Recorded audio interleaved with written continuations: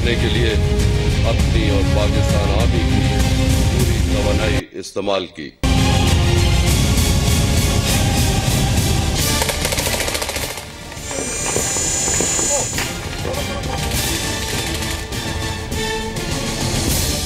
नमस्कार, जी न्यूज देख रहे हैं आप। मैं हूं सचिन। जनरल बनते ही जंग का ऐलान। जी हां, एक और आज पाकिस्तान में जनरल कमर जावेद बाजवा ने सेना की कमान संभाली, तो दूसरी ओर आज ही जम्मू कश्मीर में आतंकी अटैक हुए। यानी कश्मीर की नापाक प्लानिंग अब बाजवा को हैंडओवर कर दी गई है, या यूं कहें कि बाजवा अब नए आतंकी आजम हैं। जम्मू के नगरोटा में सेना के ठिकाने पर हुए हमले में भारत को 2 ऑफिसर्स और 5 जवानों की कुर्बानी देनी पड़ी है।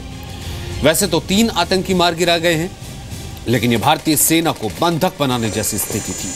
अभी नगरोटा में कॉम्बिंग ऑपरेशन चल रहा है। किसी भी होस्टेज को कोई नुकसान नहीं हुआ। सर, कुल मिलाकर कितनी? कुल मिला के 2 ऑफिसर और 5 हमारे जवान जो हैं वो शहीद हुए हैं। अभी कॉम्बिंग ऑपरेशन जारी है। अभी रात हो गई है, इसलिए हमने इस प्रकार कॉर्डन लगा रखा है, एकदम टाइट कॉर्डन, और सुबह जो है कॉम्बिंग ऑपरेशन दोबारा रिज्यूम किया जाएगा। देखिए ऐसा है, मैंने आपको बताया 3 उग्रवादी जो है मार दिए गए हैं। कोई नंबर के ऊपर स्पेकुलेशन नहीं किया जाएगा। कॉम्बिंग ऑपरेशन जैसे चलेगा, जैसे प्रोग्रेस होगा, मैं आपको ब्रीफ करूंगा। सस्पेक्टेड है कि कुछ और सस्पेक्टेड हो सकते हैं? देखिए मैंने आपको बताया, मैं स्पेकुलेट नहीं कर सकता। सस्पेक्टेड, नॉन सस्पेक्टेड, जितने उग्रवादी अगर कोई होगा तो कॉम्बिंग ऑपरेशन के दौरान हम उसको न्यूट्रलाइज करेंगे। कुछ पता चल पाया? अभी ऑपरेशन जो है वो कॉल ऑफ नहीं हुआ है। कॉम्बिंग ऑपरेशन जो है वो कल फिर रिज्यूम होगा। नगरोटा में हमला करने वाले आतंकी पुलिस के हुलिये में थे, तो दूसरी ओर सांबा में भी घुसपैठ की गई। जब बीएसएफ ने उन्हें रोकने की कोशिश की तो जमकर फायरिंग हुई। सांबा एनकाउंटर में 3 आतंकी मार गिराए गए, लेकिन पाक में नए सेनाध्यक्ष की ताजपोशी के दिन जम्मू में ट्विन अटैक जाहिर करता है पाकिस्तान से भारत को आतंकी चुनौती कम नहीं होने वाली।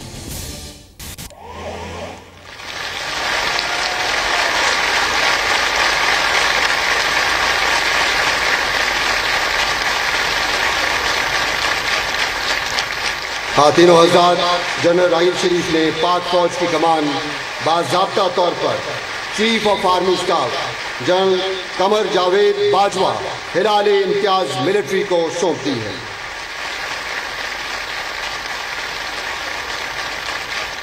पता नहीं ये राहिल शरीफ का पाक सेना अध्यक्ष पद से विदाई का आतंकी जश्न था, या कमर जावेद बाजवा के नए पाक जनरल बनने का, या फिर आतंकी जश्न का कॉम्बो प्लान।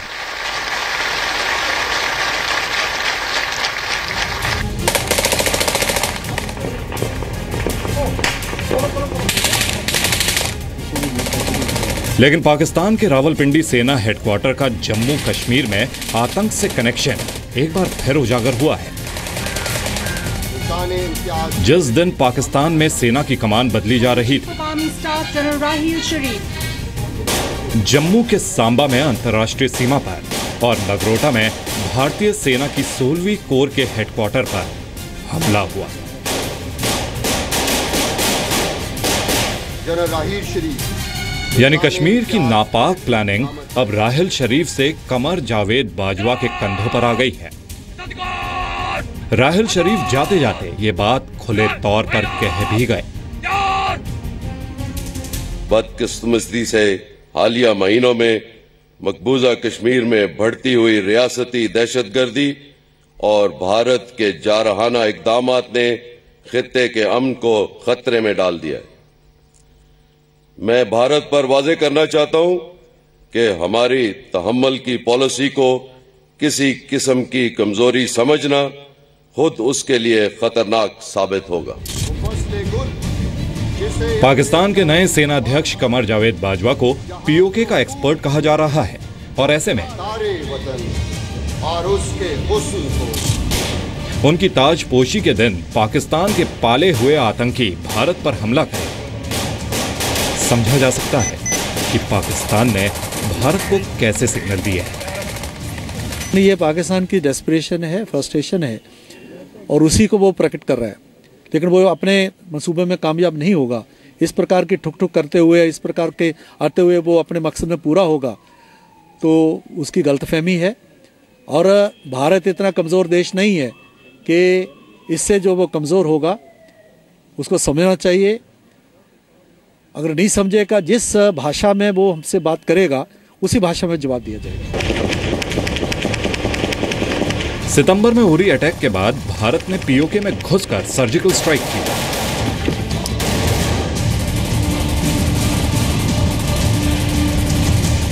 सरहद पर जब भी उसने दुस्साहस किया, दोगुने ताकत से जवाब दिया। लेकिन सच्चाई तो यह भी है कि पाकिस्तान कश्मीर में आतंक फैलाने से ना रुका है और ना रुकेगा, क्योंकि यही तो पाकिस्तान की हुकूमत और वहां की सेना के वजूद का आधार है। ये उनकी आर्मी की पॉलिसी है, चाहे उनके जनरल्स चेंज हो चाहे नहीं हो, वो कर ही नहीं सकते कि इस पॉलिसी में ढील दे दे। वो ढील नहीं दे सकते। अगर वो ढील देंगे तो उनकी आर्मी की जो आइडेंटिटी है वो खत्म हो जाएगी। मेरा नहीं ख्याल कि कोई इसमें चेंज आने वाला है कि जो पहला चीफ होगा या दूसरा चीफ आएगा उसमें बदली से कोई चेंज नहीं आएगा, क्योंकि उनका जो पाकिस्तान आर्मी की एग्जिस्टेंस है वो कश्मीर कार्ड के ऊपर है, और अगर कश्मीर कार्ड को वो खेलना बंद कर देंगे तो उनकी अहमियत खत्म हो जाएगी। मंगलवार को नगरोटा और सांबा आतंकी हमलों की रक्षा मंत्री मनोहर पर्रिकर ने प्रधानमंत्री नरेंद्र मोदी को जानकारी दे दी है। भारत के सामरिक और कूटनीतिक मोर्चों को संभालने वालों को ये एक और चेतावनी है कि पाकिस्तान के इरादों को समझना, जम्मू कश्मीर में उनकी हर हरकत को नाकाम करना, ये अभी लंबी लड़ाई है जिसके लिए और बड़े प्रयास करने होंगे। दिल्ली से रूफी जैदी के साथ राजू केरनी, जी मीडिया। जनरल राहिल शरीफ ने पाक फौज की कमान बाज़ाब्ता तौर पर chief of army staff general Qamar Javed Bajwa हिलाले इम्तियाज मिलिट्री को सौंप दी है। जम्मू में आज हुए 2 हमलों का मंसूबा बेहद खतरनाक था। खासकर नगरोटा का हमला खास तौर पर चिंता की वजह है। सांबा के चंबियाल में भी आतंकियों से मुठभेड़ हुई। घुसपैठ की जानकारी केंद्रीय गृह मंत्रालय को सौंप दी गई। सूत्रों के मुताबिक बीएसएफ को इस बात की आशंका थी कि सांबा में लश्कर के आतंकी घुसपैठ की कोशिश कर सकते हैं। वहां मारे गए सभी आतंकी पाकिस्तान से आए बताए जा रहे हैं। लेकिन जान लीजिए कि अगर इन दिनों हमलों में आतंकी अपने इरादों में पूरी तरह कामयाब हो जाते हैं तो आज भारत को बहुत बड़ा नुकसान होगा।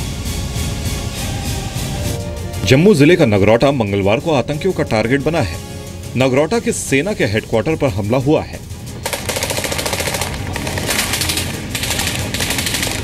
यह हमला उरी आर्मी कैंप पर हमले से सिर्फ इस मायने में छोटा है क्योंकि भारत को उतने बड़े पैमानों पर अपने वीर जवानों को खोना नहीं पड़ा।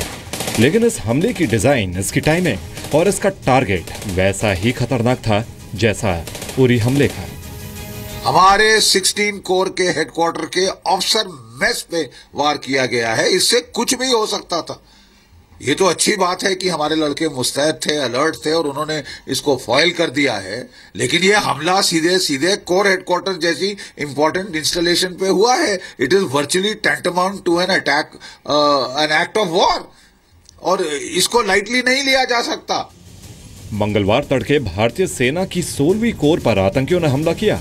फायरिंग करते और ग्रेनेड फेंकते आतंकी 16वीं कोर के हेडक्वार्टर में घुसे और ऑफिसर्स मेस में पनाह लेकर सुरक्षा बलों के सामने चुनौती पेश करते रहे। नगरोटा के सैन्य प्रतिष्ठान की अहमियत सीमा की सुरक्षा करने और ग्रेटर जम्मू क्षेत्र की आतंकियों से रक्षा करने में है। ऐसे में नगरोटा के इस सैनिक ठिकाने पर हमला वाकई एक ऐसा दुस्साहस है जिसमें सीधे सीधे भारत को सैन्य चुनौती है। नगरोटा पर हमला इसलिए भी और बड़ा हो जा रहा है क्योंकि ये जम्मू शहर और उधमपुर के बीच राष्ट्रीय राजमार्ग 1A पर मौजूद है। नगरोटा माता वैष्णो देवी यात्रा का पहला पड़ाव है।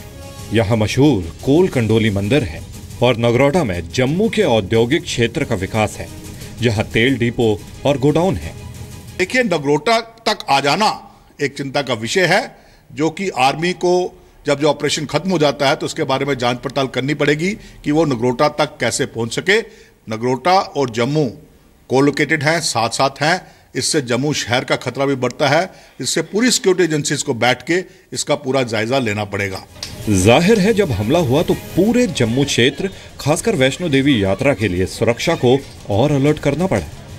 पुलिस और सुरक्षा की दूसरी एजेंसियों को पहले से ज्यादा मुस्तैद करना पड़ा। अटैक हुआ है, आर्मी के साथ वहाँ पे एनकाउंटर चल रहा है, उसके मद्देनजर हमने कटरा टाउन की सुरक्षा को टाइट किया हुआ है। जो आने जाने वाले रास्ते हैं उन पर सख्त से सख्त चेकिंग हो रही है। नहीं, जहाँ तक असुविधा की बात है वो तो जाहिर सी बात है, थोड़ा बहुत तो कॉपरेट जनता ने भी करना चाहिए। बाकी यात्रा पे इसका उतना असर देखने में ना आया है और ना ही आएगा। इसमें नगरोटा हमले को लेकर कैसी सतर्कता बरती जा रही है, इसका सबूत कटरा के रेलवे स्टेशन पर भी मिला है, जहां हाई अलर्ट कर दिया गया है। कोई भी डर, कोई भी भय नहीं है उस चीज़ के लिए। हमारी मिलिट्री बाहर इतनी अच्छी बंदोबस्त कर रखा है। माता रानी कुछ नहीं होने देगी हमें, हम पूरी तरह महफूज है। हमारी भारतीय सेना है जो हमारी पूरी तरह से मतलब बॉर्डर पे भी और यहाँ रेलवे स्टेशन हर जगह सिक्योरिटी दे रही है। हमारी आर्मी और जम्मू कश्मीर पुलिस ने बहुत अच्छा काम कर रही है यहाँ पे। इनफैक्ट हमने सुबह से ही सभी जो हमारे नाके हैं ऑन वे टू श्राइन सभी अलर्ट किए हैं। मैं खुद भी यहाँ सिचुएशन को मॉनिटर कर रहा हूँ। न सिर्फ जम्मू बल्कि उधमपुर में भी सुरक्षा को कड़ा किया गया है। हाईवे पर गाड़ियों की चेकिंग बढ़ाई गई है। नगरोटा का आतंकी हमला जब हुआ तो सैन्य ठिकाने के आसपास रहने वालों की भी मुसीबत कई गुना बढ़ गई। 5:30 बजे करीब मैं उठा तो उस समय जोर की आवाज आई तो हमारी तो खिड़कियां भी हिल गई। मैंने बोला कोई टायर फटा हो गाड़ी का, तो इतने में देखा तो फायरिंग शुरू हो गई। तो फिर हमें आशंका हुई कि ये तो फायरिंग हो रही है। तो इतने में फौज ने एरिया को घेर लिया। घेरने बाद में फौज ने बोला कि आप लोग अपने घर में रहिए। हम अंदर ही थे, सोए हुए थे, मगर जब धमाका हुआ तो ऐसा लगा जैसे कि बादल गरजता है ना। मंगलवार को आतंकियों ने जम्मू के सांबा के रामगढ़ सेक्टर में अंतर्राष्ट्रीय सीमा से घुसपैठ की कोशिश की, जिसे बीएसएफ के जवानों ने नाकाम कर दिया। वहां चमलीयाल के जंगलों में आतंकियों से मुठभेड़ हुई और 3 आतंकियों को ढेर कर दिया गया। नगरोटा और सांबा के आतंकी हमले पाकिस्तान की आतंक नीति का एक्सटेंशन है, इसमें कोई शक नहीं है। पाकिस्तान हार कर भी भारत को जख्मी करने के अपने पागलपन को नहीं छोड़ना चाहता है। राजू केरनी, जी मीडिया, जम्मू। कश्मीर पाकिस्तान की दुखती रख है। ऐसे में यह खुद को धोखे में ही रखना होगा कि हम ये मान लें कि पाकिस्तान के जो नए आर्मी चीफ है उनकी पॉलिसी पहले के जनरल से अलग हो सकती है या फिर हो जाएगी। हर नए आर्मी चीफ की तरह कमर जावेद बाजवा ने भी पहले दिन मीठी मीठी बातें की, लेकिन इससे कश्मीर में जमीनी हकीकत बदलने की उम्मीद करना बहुत बेमानी होगा।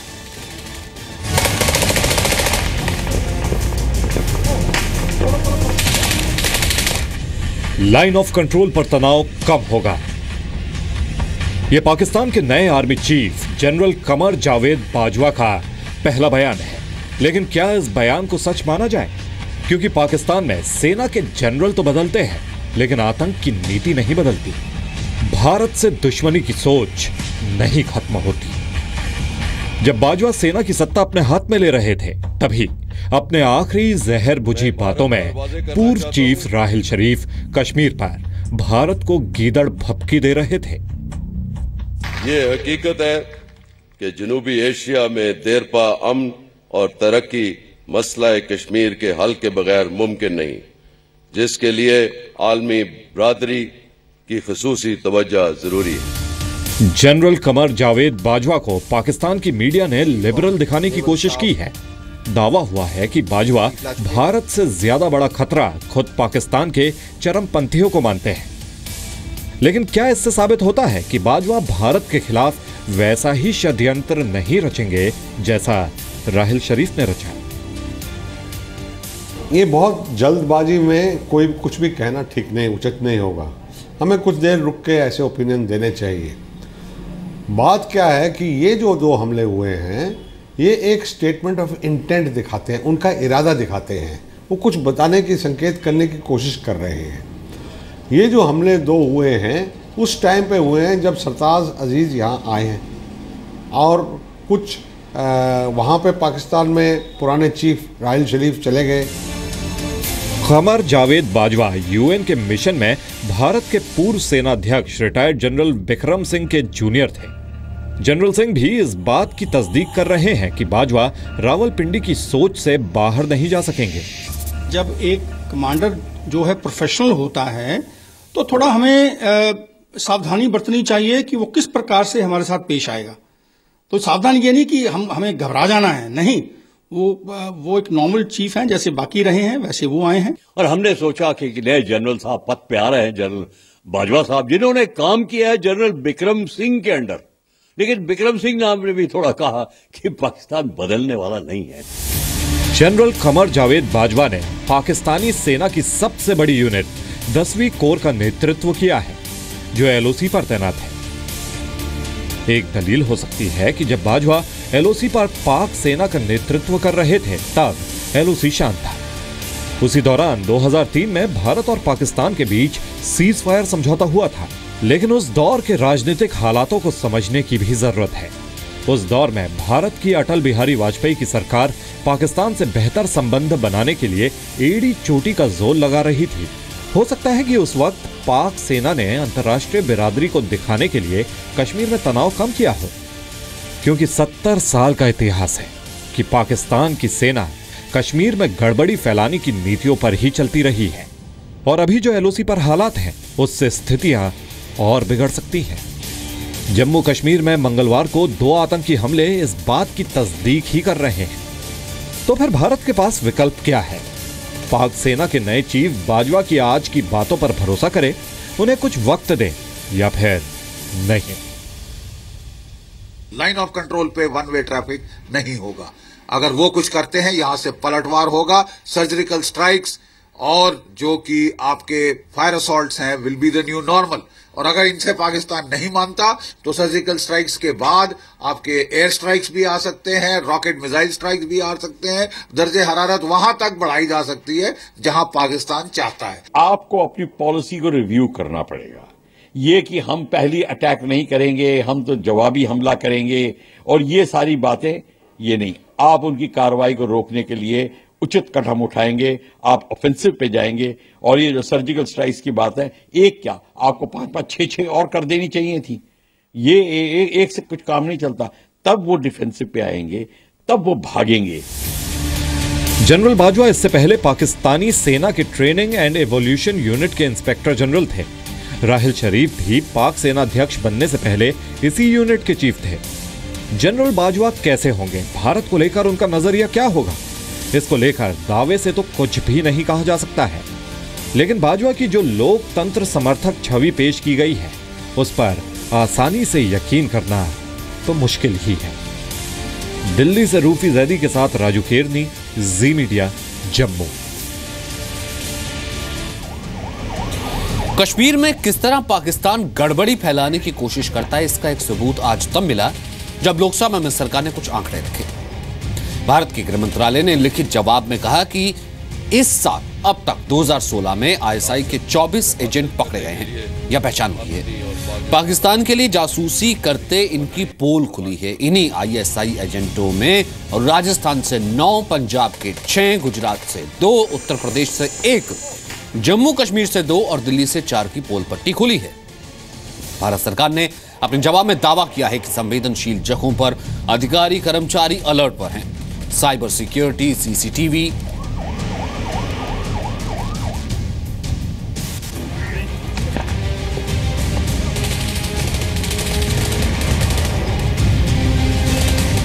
तो ये घुसपैठ कितनी तेज हुई है और लगातार ये कहां कहां पकड़े गए हैं, ये इस मैप के जरिए देखा जा सकता है। इन स्पॉट्स के जरिए, इन लाल रंगों के जरिए देखा जा सकता है कि इनकी संख्या हर राज्य में बढ़ी है। खासतौर से बॉर्डर स्टेट की अगर हम बात करें, राजस्थान हो, पंजाब हो, जम्मू हो, कश्मीर हो, गुजरात में भी आईएसआई के एजेंट्स पकड़े गए हैं। उत्तर प्रदेश से 1 ऐसी गिरफ्तारी हुई है, जम्मू कश्मीर से 2 हुई है।